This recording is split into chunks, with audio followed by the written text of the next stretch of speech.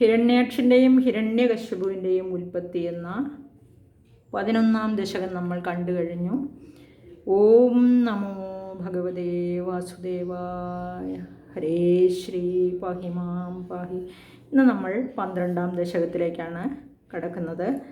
നമ്മൾ കണ്ടു 11-ാം ദശകത്തിൽ ആ ഹിരണ്യാക്ഷൻ എന്ന മഹാസുരേന്ദ്രൻ ഭഗവാന്റെ പ്രിയപത്നിയായ ഭൂമിദേവിയെ ജലത്തിലേക്ക് താഴ്ത്തിക്കളഞ്ഞു, ഇല്ലേ? അതായത് അടുത്ത അവതാരത്തിന് സമയമായി. ഭൂമിയെ വീണ്ടെടുത്ത് കൊണ്ടുവരണ്ടേ?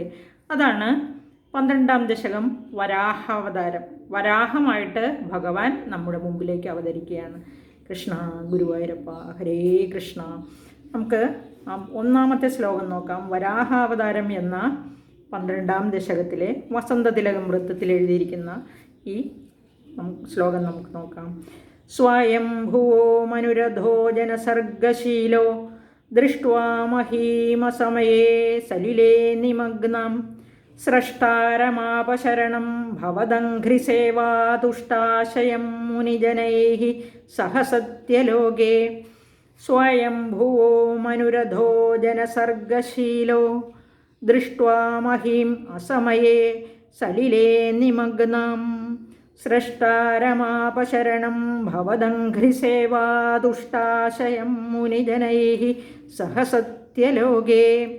അധോ ജനസർഗശീലഃ സ്വയംഭുവഃ മനുഃ മഹീം അസമയേ സലിലേ നിമഗ്നാം ദൃഷ്ടാ മുനിജനൈഃ സഹ സത്യലോകേ ഭവദംഘ്രിസേവാതുഷ്ടാശയം സ്രഷ്ടാരം ശരണം ആപ.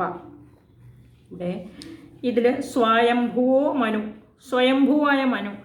നമ്മൾ 10-ാമത്തെ ദശകത്തിൽ പഠിച്ചത് ആ 10-ാമത്തെ ശ്ലോകത്തിൻ്റെ അവസാനം പറഞ്ഞു നിർത്തിയത് ആ തൻ്റെ ദേഹത്തെ രണ്ടായി വിഭജിച്ച് വലതുഭാഗത്തിന് സ്ത്രീ അതായത് പുരുഷഭാവവും ഇടതുഭാഗത്തിന് സ്ത്രീഭാവവും കൊടുത്ത് മനു എന്നും ശതരൂപ എന്നും പേര് വെച്ച് മനുഷ്യകുലത്തിൻ്റെ ഉത്പത്തി ആരംഭിച്ചു, മനുഷ്യകുലത്തിൻ്റെ സൃഷ്ടിയെ തുടങ്ങി വെച്ചു എന്നാണ്, അല്ലേ? ആ മനുവിനെയാണ് ഇവിടെ പറഞ്ഞിരിക്കുന്നത്. സ്വയംഭുവോ മനുരഥോ എന്ന് പറഞ്ഞിരിക്കുന്നത് ബ്രഹ്മാവിൽ നിന്ന് ജന്മമെടുത്ത ബ്രഹ്മാവിൻ്റെ ശരീരഭാഗങ്ങളിൽ നിന്ന് അതുകൊണ്ടാണ് സ്വയംഭുവായ മനു എന്ന് പറഞ്ഞിരിക്കുന്നത്. സ്വയംഭുവോ മനുഹു അധോ. അതാനന്തരം പിന്നീട് ആ മനു ഇങ്ങനെ സൃഷ്ടികർമ്മം ചെയ്തുകൊണ്ടിരിക്കുകയായിരുന്നല്ലേ. അപ്പോൾ 12-ാമത്തെ ദശകമായി. നമ്മുടെ ഇവിടെ 12-ാമത്തെ ദിവസമായതേ ഉള്ളൂ മേൽപ്പത്തൂരിന് ഗുരുവായൂർ. പക്ഷേ അവിടെ എങ്ങനെയാണ് 12 ദിവസം എന്നുള്ളത്? അവിടെ കുറച്ച് സമയം മാത്രമേ ഉള്ളൂ, 12 മണിക്കൂർ പോലും ഇല്ല. അതായത് 365 ദിവസം വേണ്ടേ അവരുടെ ഒരു ദിവസം ആവാനായിട്ട്. 365 നമ്മുടെ ഒരു 365 വർഷമാണ് അവിടുത്തെ ഒരു ദിവസം എന്ന് പറയുന്നത്. ഇവിടെ നമ്മുടെ ഒരു ദിവസം അവർക്കൊരു നേരം പോലുമല്ല. അപ്പോൾ അവിടെ ഇങ്ങനെ സൃഷ്ടികർമ്മങ്ങൾ ഇങ്ങനെ പുരോഗമിച്ചുകൊണ്ടിരിക്കുകയാണ്. മനുവും ശതരൂപയുമായി ബ്രഹ്മാവിൻ്റെ ആ ശരീരഭാഗം വിഭജിച്ചിട്ടാണല്ലോ അവരെ ജന്മം എടുത്തു വന്നത്. അതുകൊണ്ടാണ് സ്വയംഭുവായ മനു എന്ന് പറഞ്ഞത് തന്നെ. അപ്പോൾ അധോ ജനസർഗശീലഃ, പ്രജകളെ സൃഷ്ടിച്ചു പോരുകയായിരുന്നു ആര്? സ്വയംഭുവഃ മനുഹു, ആ സ്വയംഭുവായ മനു. മഹീം അസമയേ സലിലെ, അങ്ങനെ സൃഷ്ടി നടത്തിക്കൊണ്ടിരിക്കുമ്പോഴാണ് എന്ത് കണ്ടത്? ദൃഷ്ട്വാ, കണ്ടിട്ട്. എന്താണ് കണ്ടത്? മഹീ അസമയേ, ആ സമയത്ത് ഭൂമി സലിലേ നിമഗ്നം, സലിലേ ജലത്തിൽ നിമഗ്നമായി പോയിരിക്കുന്നു. ഭൂമിയെ കാണാനില്ല. ഭൂമി എവിടെ പോയി? ജലത്തിൽ താഴ്ന്നു പോയി. നമുക്കറിയാം ഇല്ലേ, ഹിരണ്യാക്ഷൻ താഴ്ത്തി വെച്ചതാണെന്ന് നമുക്കറിയാം. പക്ഷെ മനുവിനെ അറിയില്ലെന്നാണ് ഇവിടെ പറയുന്നത്. സ്രഷ്ടാരമാപശരണം ഭവദംഘ്രിസേവ. അപ്പോൾ സ്രഷ്ടാരമാപശരണം എന്ന് പറഞ്ഞാൽ എന്താണ്? സ്രഷ്ടാരമാപശരണം എന്ന് പറഞ്ഞാൽ മഹർഷി ഇവിടെ ഭൂമിയെ അവനവസരത്തിൽ, അതായത് അസമയെ വെള്ളത്തിൽ മുങ്ങിപ്പോയതായി കണ്ടിട്ട് ഇവിടെ വേഗം ബ്രഹ്മാവിനെ സ്രഷ്ടാരം ആപശരണം, സ്രഷ്ടാരം എന്ന് പറഞ്ഞാൽ ഇവിടെ ബ്രഹ്മാവാണ്, ബ്രഹ്മാവിനെ ശരണം പ്രാപിച്ചു.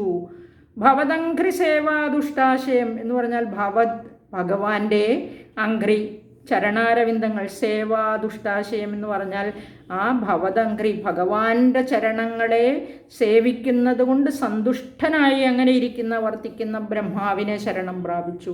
എങ്ങനെയുള്ള ബ്രഹ്മാവിനെയാണ്? ഭവദംഘ്രി സേവാദുഷ്ടാശയം. എവിടെയാണ് അവരിയ്ക്കുന്നത്?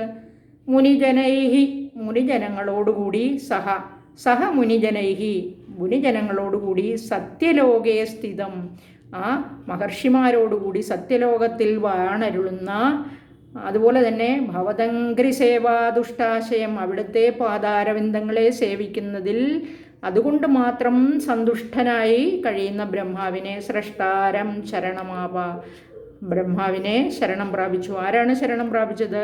സ്വയംഭുവോ മനുരധ്വാധ ആ മനു ദൃഷ്ട്വാ മഹീം അസമയെ സലിലേ നിമഗ്നം ഭൂമി ജലത്തിനടിയിൽ താണ് പോയതായി കണ്ടിട്ട് സൃഷ്ടി നടത്താൻ നിവൃത്തിയില്ല, ഉണ്ടോ? അതുകൊണ്ടാണ് ആ ബ്രഹ്മാവിനെ ശരണം പ്രാപിച്ചത്. അപ്പോൾ ഭഗവത് അനുഗ്രഹം കൊണ്ട് ആ പ്രജാരക്ഷണത്തിൻ്റെ ഒരു മാർഗം കണ്ടെത്താൻ ബ്രഹ്മാവിന് കഴിയും. എന്തുകൊണ്ടാണ്? ഭഗവാന്റെ ആ പ്രീതിയുണ്ട്. അതുകൊണ്ട് ആ ഭഗവാന്റെ അനുഗ്രഹം കൊണ്ട് സന്തുഷ്ടനായിരിക്കുന്ന ബ്രഹ്മാവിന് ഈ കാര്യത്തിൽ സഹായിക്കാൻ കഴിയുമെന്ന് ധ്വനിക്കുന്നു ഇതിൽ. ഈ ശ്രീമദ് ഭാഗവതം 3-ാം സ്കന്ധത്തിൽ 13, 17, 18, 19 എന്നീ അധ്യായങ്ങളിൽ വർണ്ണിച്ചിരിക്കുന്ന വരാഹ അവതാര കഥയാണ് ഈ 12ഉം 13ഉം ദശകങ്ങളിലായിട്ട് ഇവിടെ വളരെ ചുരുക്കി അവതരിപ്പിച്ചിരിക്കുന്നത്. ആ 13ാം അധ്യായത്തിലുള്ള വരാഹസ്തുതി ഇവിടെ 13ാം ദശകത്തിൻ്റെ അവസാനം ഹിരണ്യാക്ഷവധത്തിന് ശേഷമാക്കിയിട്ടാണ് എന്നൊരു വിശേഷം കൂടി ഇവിടെ കാണാം നമുക്ക്. ഇനി നമുക്ക് രണ്ടാമത്തെ ശ്ലോകം നോക്കാം. സ്വയംഭൂ ആയ മനു തൻ്റെ സങ്കടം ആരോട് പറയുന്നു? ബ്രഹ്മാവിൻ്റെ അടുത്തല്ലേ ശരണം പ്രാപിച്ചിരുന്നത്. അപ്പോൾ ആ ശ്ലോകമാണ് രണ്ടാമത്തേത്.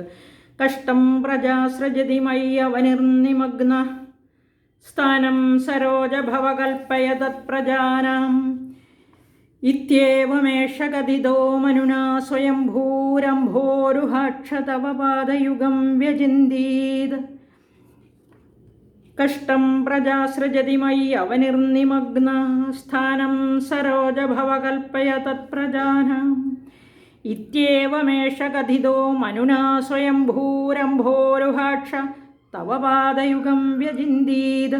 ഹേ അംഭോരുഹാക്ഷ, യേഷഃ സ്വയംഭൂ മനുനാ സരോജഭവ മയി പ്രജാഃ സൃജതി അവനിഃ നിമഗ്ന കഷ്ടം തത്പ്രജാനാം സ്ഥാനം കൽപ്പയ ഇതി ഏവം കഥിതഃ തവ പാദയുഗം വ്യചിന്തീത്.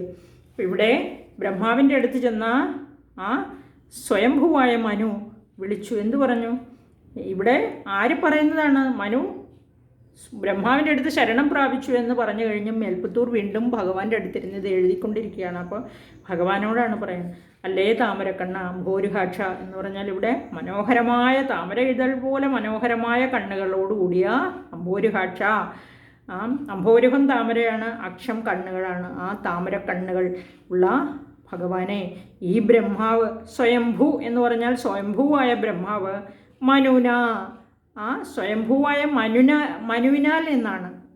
ബ്രഹ്മാവ് സ്വയംഭൂവാണ്, അതുപോലെ തന്നെ ഈ മനുവും സ്വയംഭൂവാണ്. സ്വയംഭൂവായ മനുവിനാൽ മനുന സരോജഭവ ആ ബ്രഹ്മദേവ മയി പ്രജാഹ ആ മനു പറയുന്നതാണ്. ബ്രഹ്മദേവ, ഞാൻ പ്രജകളെ സൃഷ്ടിച്ചു കൊണ്ടിരിക്കുമ്പോൾ സൃജതി അവനിഹി നിമഗ്ന കഷ്ടം, ഞാൻ പ്രജകളെ ഇങ്ങനെ സൃഷ്ടിച്ചുകൊണ്ടിരിക്കുമ്പോൾ എന്ത് സംഭവിച്ചു? ഭൂമി വെള്ളത്തിലാണ്ടിരിക്കുന്നു, കഷ്ടം. തത്പ്രജാനാം സ്ഥാനം കൽപ്പയ, അതുകൊണ്ട് എനിക്ക് എൻ്റെ പ്രജകൾക്ക് തത്പ്രജാന ആ പ്രജകൾക്ക് സ്ഥാനം, അതായത് വസിക്കാൻ സ്ഥലമില്ല, ഭൂമിയില്ല ഇപ്പോൾ ഇവിടെ.